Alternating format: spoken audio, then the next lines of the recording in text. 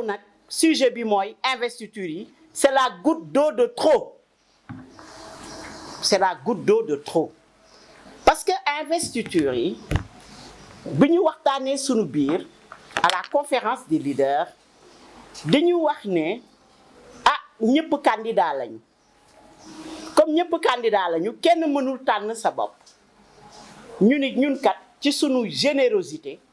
ak ci sunu kóoloot dañoo wóolante ci sunu biir ak ci sunu mbaax parce que mënoon nañ ko bañ a def ñu ni Khalifa Sall mi président de la conférence des leaders moom kat du candidat kon nañ ko cërale mu jox ko mu investir mais boole ko nag ak ne ko booy investir na nga consulter leader bu nekk ca département ba mu bokk ñu d'accord ci loolu ñu jox ko mandat pour mu investir premier mandat boobu lañ ko jox ñun conférence des leaders ñu ëlbatikuwaat joxaat ko mandat parce que waa parti waa Wallu dañu adressé une lettre ñun itam ñu waxtaan ci sunu biir xam ni en politique il faut additionner te face à l'appareil de Benno Tass Yaakaar nous devons nous aussi additionner notre appareil pour faire face à cet appareil ñu ni ànd bi nekk na lu baax mais monsieur Khalifa Sall mandaté nañ la pour nga dem waxtaan ak Wallu Sénégal soo waxtaanee ak Wallu Sénégal nga rendre ñu compte ñu xam naka la ñuy defee li ci xew nag loolu la foofu le problème bi tàmbale ñun ñëpp ñu def suñuy candidature au niveau national def suñuy candidat de parti ñi nga xam ni ñooy suñuy responsable au niveau des départements maa ngi dégg presse bi naan leader yi dañoo daw département yi dem national loolu amul ñii dañoo candidaté parce que dañu ne 3/4 des leaders dañuy dem ci département yi soo candidaté au niveau national doxul dañ lay yóbbu ci département bi kon ñun dawuñu ci département yi mais li fi xew mooy monsieur Khalifa Sall omnibulé par des calculs politiques parce que dañoo jëm 2024 désir ardent de s'accaparer de notre appareil pour installer son parti et ses alliés Taxawu et PUR mu jël liste bi boo ko xoolee au niveau national agencé PUR Taxawu Pastef ci première ligne yi première position yi jël leader yi nga xam ne ay gor lañu dañu doon dem tournée nationale ci région yi ci département yi jël suñu temps suñu alal yépp dugal ci mu yóbbu ñu mottalee ñu liste nationale jël liste département yi du au lieu que mu jëlaat suñuy parti sax cëralaat ñu ci département yi mu jël département yépp ba information yi ñu am ñun amuñu ko officiellement pour l'instant parce que ba léegi monsieur Khalifa Sall conférence des président de la conférence des leaders informé wuñu mais am nañ information que département yépp Wallu la Pastef ak Taxaw kon léegi ñun lan moo nekk suñu taxawaay ci biir Yewwi Askan Wi on n'est pas là pour faire de la cosmétique on nous considère comme des partis cosmétiques te ñuy ay jàmbaar bëgg réew mi parce que ku bëgg réew mi rek di nga dem vers la conquête du pouvoir pour mën a taxawal sa réew ñun poste taxuñu jóg ay privilège taxuñu jóg li nu tax a jóg mooy libérer sénégalais yi de leur souffrance au quotidien. ndek say morom ngeen bokk leen nga ne démocratie moo tax a jóg séddoo amul suñu biir nga njëkk séddoo ba dem ba ci biir kuréel yi ngeen di bokk ngeen koy waxee boo demee ba nit war a wax soxlaam sax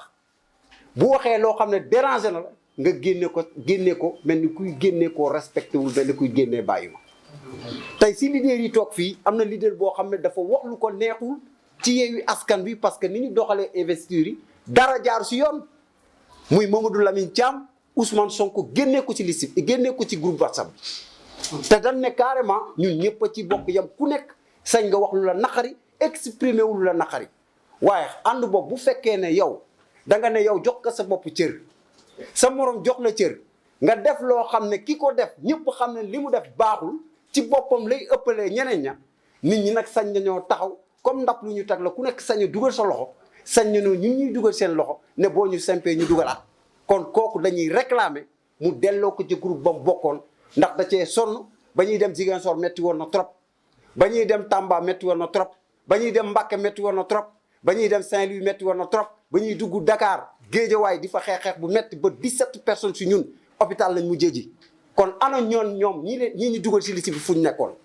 ndax adduna day toll foo xam ne boo waree xool sa morom da nga ko war a nekkoo jàkk ak ñaari bët gis nga réew mi nag lu ko yàq mooy paccoo ak séddoo bu xeex jotee ñu ne nañ jël nit ñi jot mais bu séddoo jotee rek gore di am réew mi nag buñ ko bëggee teg si yoon ne ñii fi nekk ànd ak Macky Sall li ñuy dox baaxul ñun ñu bëgg a def lu yées yooyu y a un problème looloo tax ñun ñi bokk Yewwi Askan Wi te xam ne Yewwi Askan Wi sénégalais yee ko tax a jóg te sénégalais yee ko moom moo tax ñu alerté waaye nag du poste moo ñu tax a jóg parce que yaa xayti am na ñoo xam ne bu leen am nañ retraite parlementaire dépassé nañ ko seen vision raw na foofu waaye ñu tuuti rek ñoo naan ay poste leen tax a jóg waaye poste yooyu tax a jóg li tax ñoom ñuy xëccoo première place yi bay génnee ña xeexoon sànni fële xanaa ñooñu tamit poste taxu leen a jóg moo tax réew mi dëgg gi il faut que ñu koy wax parce que mënoo di wax ne yow li ngay wax dëgg la te kenn du la wax dëgg loolu amul fenn. Ce qui semble manquer au pays et ce qui semble être dit et être entendu aussi, les cris de cœur des populations depuis fort longtemps, en tout cas depuis quelques années, c'est ce manque d'éthique, ce manque de justice sociale. Pas d'équité territoriale, pas de justice sociale, pas de justice même, je dirais. Et pour toutes ces raisons, les populations sénégalaises ont fortement accompagné et appuyé l'initiative de la coalition Yewwi Askan Wi. Il y a eu de l'espoir. Et contre toute attente peut-être, nous avons vu les résultats à l'issue des élections locales. Toutes les grandes villes, dans toutes les grandes régions, ont été remportées par cette coalition, qui permettait de faire espérer, de faire rêver. Il y avait un projet. Pas seulement un projet économique, mais un projet de refondation, un projet de régulation sociale, un projet dans lequel on repense l'État, on repense la politique, avec des hommes de valeur, des hommes de principe. Et nous nous sommes rencontrés à travers des combats. Nous nous sommes reconnus et connus, et nous avons dit, nous avons des principes ensemble. Et chacun a mis sur la balance ce qu'il est, son cursus, son expérience, sa vision, son projet et ses valeurs. Et nous avons fondé la coalition Yewwi Askan Wi. Ce n'est pas en termes de quantité, de nombre de militants, mais c'est en termes de contribution, de sa capacité à faire avancer et à transformer le pays. Et nous l'avons fait. Et les résultats ont été probants. Les résultats ont été présents. Malheureusement, ce que l'on constate, c'est l'effritement de ces valeurs, la disparition de ces valeurs, et des valeurs lesquelles les plus essentielles pour nous, fondateurs ou initiateurs de cette coalition, notamment la question de l'éthique et de la justice. Lorsqu'on met en avant une question partisane, de militantisme tout court, des questions parfois même ethnicistes, parfois même régionalistes, c'est tout simplement regrettable. À l'occasion d'une réunion, je rappelais personnellement aux collègues présidents de la conférence des leaders qu'une liste nationale doit refléter aussi la nation. Une territorialisation des candidats. Prendre en compte aussi, naturellement, les sexes. On n'avait même pas besoin de nous l'imposer par une loi. Prendre en compte la jeunesse. Prendre en compte certaines catégories, les handicapés, etc. À partir de là, on saura la vision qu'on a de la gestion de l'État. Cet équilibre, ce juste milieu, cette façon de repenser la cohésion nationale, on doit pouvoir le retrouver quand on confectionne une liste nationale. Et dans les départements, naturellement, il s'agit de gagner, mais pas n'importe comment et avec n'importe qui. Malheureusement, tous ces principes-là ont été bafoués. Vous l'avez vu à Dakar, ce qui s'est passé.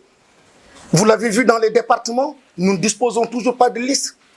Nous ne savons toujours pas comment les listes ont été confectionnées au niveau national. On sait tout simplement, et on observe, on constate que la charte a été bafouée. Quand on dit force reste à la loi, au sein de notre coalition, nous devons aussi dire que force doit rester à la charte. Si nous ne sommes pas en mesure de respecter nos accords au sein de notre coalition, ne me faites pas espérer autre chose. On ne sera jamais capable de gérer l'État.